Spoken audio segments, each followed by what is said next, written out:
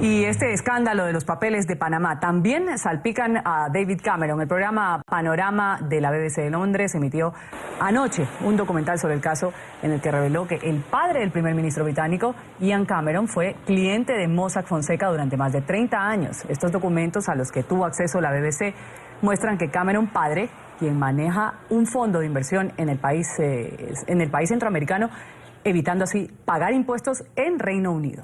La oposición pide al premier que explique si se benefició personalmente del fondo de inversión creado por su padre.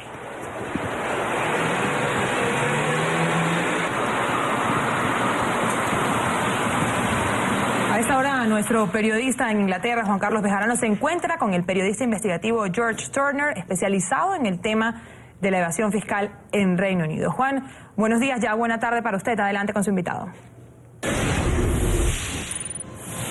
Hola, ¿qué tal? Karen, Ruth, estimados televidentes. Efectivamente, como lo decías, el programa Panorama de la BBC pues emitió este documental centrado sobre todo en el padre de David Cameron, Ian Cameron.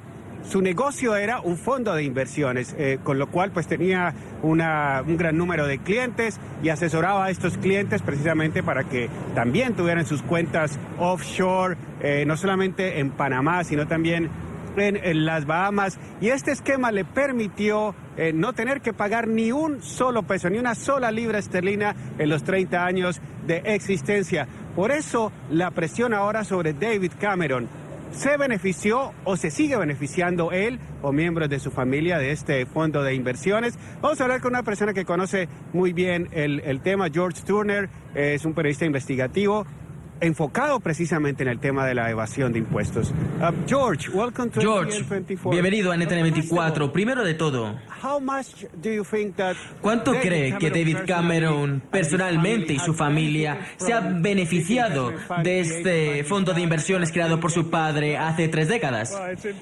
Bueno, es imposible poner una figura sin saber los detalles, pero está claro que David Cameron proviene de una familia muy rica y que tenía privilegios. Fue a colegios muy caros, tenía una vida muy privilegiada. Sus hermanos y hermanas tenían una educación muy cara. Todo eso es el resultado de la riqueza generada por su familia y parece ser que parte de ella se había localizado offshore. El Mr. Cameron ha dicho que es un tema privado, entonces no sabemos cuándo esa riqueza fue traída al Reino Unido, si fue declarada a Hacienda. Ese es el tema de hoy, es el tema político. La gente está preguntando esas preguntas y otras también. Hay otras cuestiones. Es que no es verdaderamente ilegal tener una cuenta offshore. Entonces muchas personas están siendo criticadas por tener este tipo de cuentas. Pero esto no es un crimen.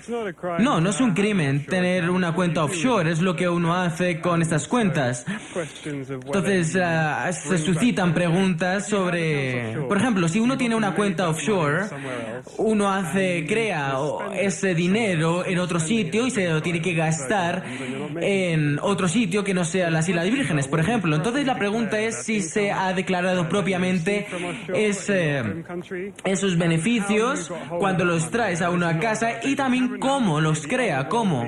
Esto no solo de David Cameron, sino de otros líderes que se han involucrado en este tema y que suscita la pregunta de dónde proviene ese dinero.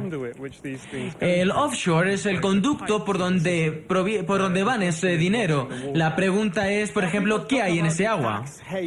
Entonces, la gente está hablando sobre los paraísos fiscales, está hablando sobre Panamá, las Islas Caimán. ¿Qué pasa con Londres? La ciudad de Londres, sabemos que hay muchas empresas, muchos fondos de inversiones. Lo que sabemos es que, en cierto modo, son los que ponen en contacto a los clientes con bancos, con empresas como Fonseca en Panamá, para crear estas cuentas bancarias. Entonces, ¿qué está ocurriendo ocurriendo en Reino Unido. Sí, todo forma parte de un sistema internacional. Londres forma parte de ese sistema. Muchos de los bancos mundiales están basados aquí. Muchos de ellos se dirigen a los clientes a firmas buffets. Cuando ocurren estas transacciones bancarias, pueden ocurrir en un papel en las Islas Caimanes, pero se están dirigiendo estas empresas desde, por ejemplo, Londres. El gobierno de Reino Unido durante muchos años ha estado feliz a acomodar la industria financiera de las cuentas offshore. Entonces eso es algo que ahora están empezando a dudar si esto puede continuar. George, muchas gracias por la entrevista. George Turner, quien ha estudiado muy bien este caso, bastante complicado el tema de la evasión de impuestos y de las cuentas offshore. Y como le decía yo, en mis preguntas están hablando mucho de Centroamérica, pero resulta que aquí en Londres también hay una gran cantidad de fondos de inversión que ayudan a sus clientes a través de complejas transacciones y creación de empresas a evitar pagar impuestos. Eso es todo desde Londres. Regresamos a los estudios de la mañana. Adelante.